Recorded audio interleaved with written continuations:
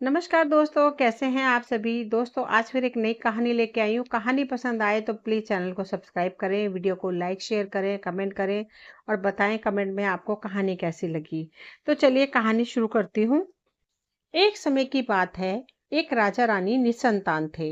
एक दिन एक बूढ़ी स्त्री ने उनकी भाग्य रेखा देखकर बताया कि उन दोनों को एक संतान मिल सकती है। यदि वे बेटा चाहते हैं तो वे जल्दी ही घर छोड़ देगा और फिर कभी वापस नहीं आएगा, और अगर बेटी चाहेंगे तो उसे वे कड़ी निगरानी करके 18 वर्ष तक अपने पास रख पाएंगे।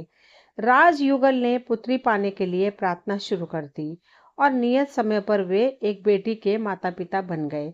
अब राजा ने एक भूमिगत महल पाताल लोक में बनवाया और उसी में राजकुमारी का लालन पालन किया जाने लगा। राजकुमारी को यह पता भी नहीं था कि धरती के ऊपर की दुनिया कैसी है।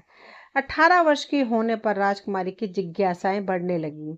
बड़ी अनुनय विनय कर उसने अपनी धाई माँ को राजी कर लिया कि वह उसे ऊपर की दुनिया में ले चले। दाई माँ को आखिरकार दया आ ही गई और वह उसे महल के ऊपर के बगीचे में ले आई।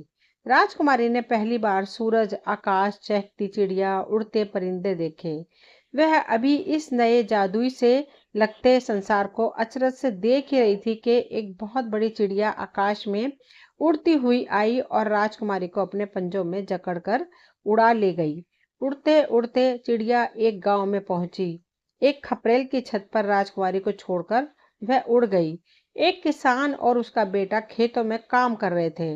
उन्होंने दूर से अपने घर की छत पर कुछ चमकदार चीज देखी तो दौड़कर घर आए।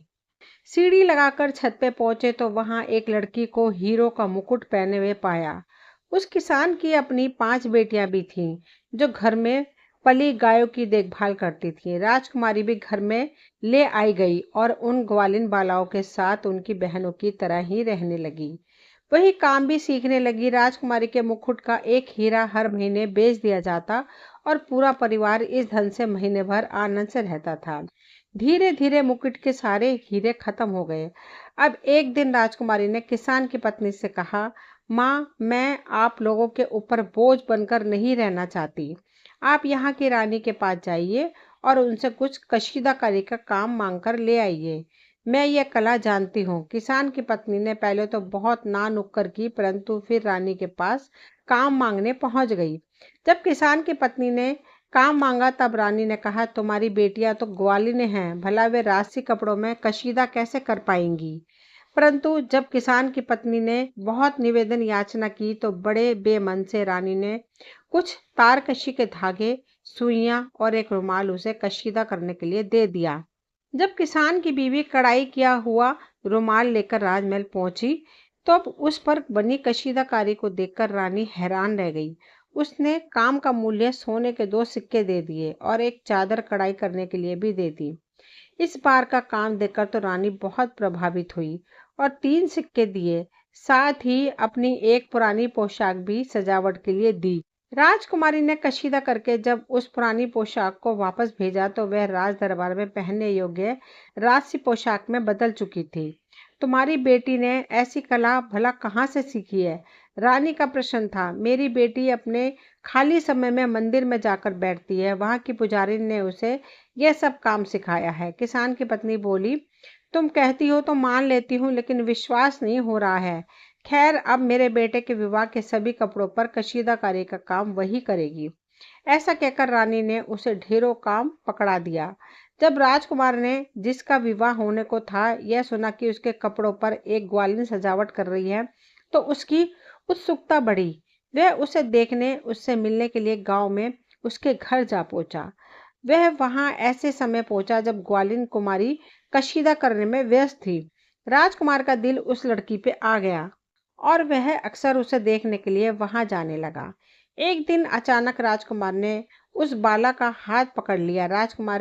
राजकुमार के इस विचित्र व्यवहार से वह घबरा गई और उसे बहुत गुस्सा भी आया।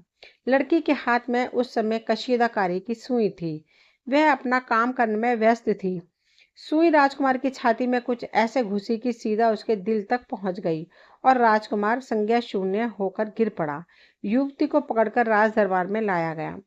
राजकुमार को मृत मानकर एक विशेष अदालत जुटी, जिसमें राजा के 4 बेटियां मृत राजकुमार की बहनों को युवती की सजा तय करनी थी।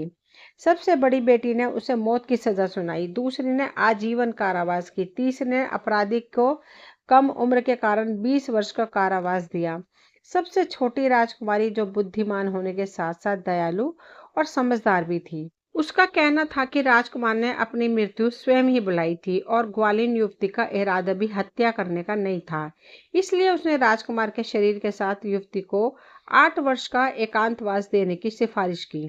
उसका मानना था कि ऐसा करने से अपराधी को गहरा पश्चाताप होगा और वह भविष्य के लिए सुधर जाएगी। सभी सभासदों ने इस दंड विधान का समर्थन किया। युवती को राजकुमार के शरीर के साथ एक एकांत मीनार में कैद कर दिया गया।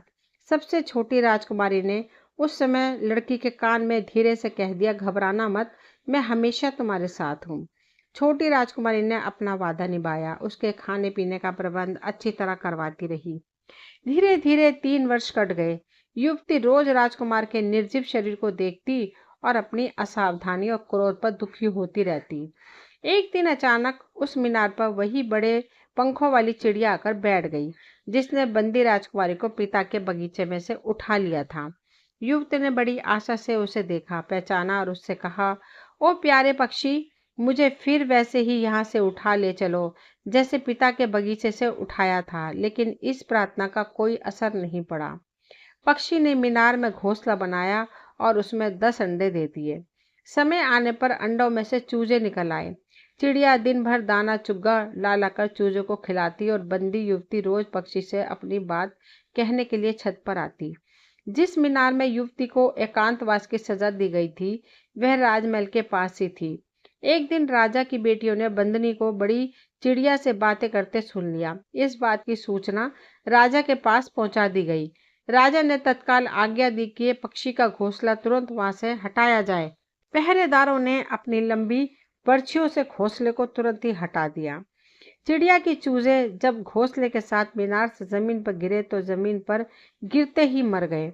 उस शाम को बंदी युवती ने देखा कि पक्षी अपने पंजों में एक विशेष बूटी कहीं से लेकर आई और मृत चूजों पर फेरने और उनकी छोटी चोंचों में लगाने लगी।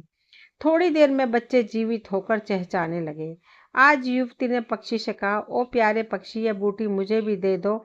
इस बार चिड़िया ने उसकी बात मान ली और बची हुई सारी बूटी बंदनी को दे दी और अपने बच्चों के साथ वह कहीं दूर उड़ गई। इधर बंदनी ग्वालिन ने राजकुमार के शरीर को उस बूटी से धीरे धीरे सहलाना शुरू किया। धीरे धीरे राजकुमार के शरीर में हलचल होने लगी और कुछ घंटे में राजकुमार जीवित हो उठा। होश में आ जाने पर जब राजकुमार को सारी स्थिति का ज्ञान हुआ तो उसने सजा की मियाद पूरी होने तक कैद में रहना ही उचित समझा। अब 2 कैदी साथ साथ उस मीनार में एक दूसरे का ख्याल रखते हुए रहने लगे। सबसे छोटी राजकुमारी अक्सर वहां कैदी का हालचाल लेने आती थी। उसे छोड़कर और किसी को राजकुमार के पुनर्जीवित होने की बात पता नहीं चली। छोटी राजकुमारी इन दोनों का ख्याल गुप्त रूप से रखने लगी और उनकी आवश्यकताएं पूरी करने लगी। अपना समय कुछ अच्छी तरह बिताने के लिए एक दिन अपनी छोटी बहन से राजकुमार ने सारंगी की फरमाइश की, जो जल्दी ही पूरी हो गई। अब समय बिताने के लिए राजकुमार सारंगी बजाता और ग्वालिन उसकी धुन पर गाती। एक बार रात के सन्नाटे में बंदी गृह की मीनार से सारंगी और गाने की आवाज सुनाई दी तो बड़ी राजकुमारियां चकित हो गईं। वे अगले ही दिन वहां जा पहुंची, लेकिन वहां उन्हें ना तो अपना भाई ताबूत में बंद और शोक में डूबी युवती ही दिखलाई पड़ी। वे चुपचाप लौट आई, लेकिन अब जब तब बंदीगृह की मीनार से संगीत और गीत की ध्वनि सुनाई पड़ने लगी। राजा की बेटियों ने कैदी युवती की जेल बदलने की जिद करने शुरू कर दी। राजा ने अपने पहरेदारों को उस युवती को दूसरी जगह बंद करने का आदेश दे दिया। जब पहरेदारों ने ताला खोला तो बंदी युवती के साथ साथ जीते जागते अपने राजकुमार को देखकर वे भौचक्के रह गए। यह समाचार तुरंत राजा तक पहुंचाया गया। जैसा कि समझा जाता है कि इस समाचार ने पूरे नगर में खुशियां छा गईं। राजकुमार ने जेल से बाहर आते ही अपने माता पिता के सामने उस बंदिनी से विवाह करने की इच्छा प्रकट की। यह बात भी तुरंत मान ली गई। सभी प्रसन्न थे, लेकिन 3 बड़ी राजकुमारियां एक ग्वालिन को अपनी भाभी नहीं मानना चाहती थीं। विवाह से पहले बंदरी ने अपने होने वाली नंदों से कहा, शादी से पहले मैं एक बार अपने माता पिता से मिलना जाना चाहती हूँ। आप सबके लिए मैं क्या उपहार लेके आऊं? राजकुमारियों ने उसका उपहास करने का यह अवसर गंवाना नहीं चाहा। सबसे बड़ी राजकुमारी बोली, एक ग्वाले की बेटी भला और क्या लाएगी? एक लोटा दूध ले आना। दूसरी ननद चिढ़कर बोली, एक मटकी दही बहुत है। तीसरी ने कहा, एक कटोरी मक्खन से मेरा काम चल जाएगा। चौथी सबसे छोटी बोली, मेरे लिए मेरा भैया बहुत है। ग्वालीन राजकुमारी चली गई और वह सीधे अपने पिता के पास वहां पहुंची जहां वह 18 बरस की उम्र तक पाताल महल में पली थी। वह गांव के ग्वालों के घर भला जाती भी क्यों। एक सप्ताह बाद वह एक सुंदर बग्घी में सवार हो दास दासियों के साथ सबके लिए उपहार लेकर अपने होने वाले दूल्हे के घर लौटी। सारा शहर नई दुल्हन को देखने के लिए उमड़ पड़ा। बग्घी से उतरकर ग्वालीन राजकुमारी सबको उपहार देने लगी। सबसे बड़ी राजकुमारी को दूध से भरा सोने का लोटा, दूसरी को चांदी की मटके में दही और तीसरी को रतन जड़ी कटोरी में घी दिया। सबसे छोटी राजकुमारी अब बोल पड़ी, मेरे लिए तुम कुछ नहीं लाई, मैं तो तुम्हारी हमेशा सहायता ही करती रही। ग्वालीन राजकुमारी ने मुस्कुराते हुए बग्घी का बंद पट खोला। उसमें से एक सजीला नौजवान निकला। ये मेरा छोटा भाई है जो मेरे पीछे जन्मा था। ये तुम्हारा दूल्हा होगा और मैं तुम्हें भौजाई बनकर मिलूंगी। यह कहते हुए होने वाली दुल्हन ने उसे गले लगा लिया। फिर धूमधाम से राजकुमार और ग्वालिन राजकुमारी की शादी हो गई और सब हंसी खुशी रहने लगे। दोस्तों, ये कहानी यहीं तक थी। मुझे उम्मीद है आप सभी को पसंद आई होगी। अगर कहानी पसंद आई हो तो प्लीज़ चैनल को सब्सक्राइब करें, वीडियो को लाइक शेयर करें। मिलती हूँ अगली कोई नई कहानी लेकर। कहानी सुनने के लिए आप सभी का तहे दिल से शुक्रिया।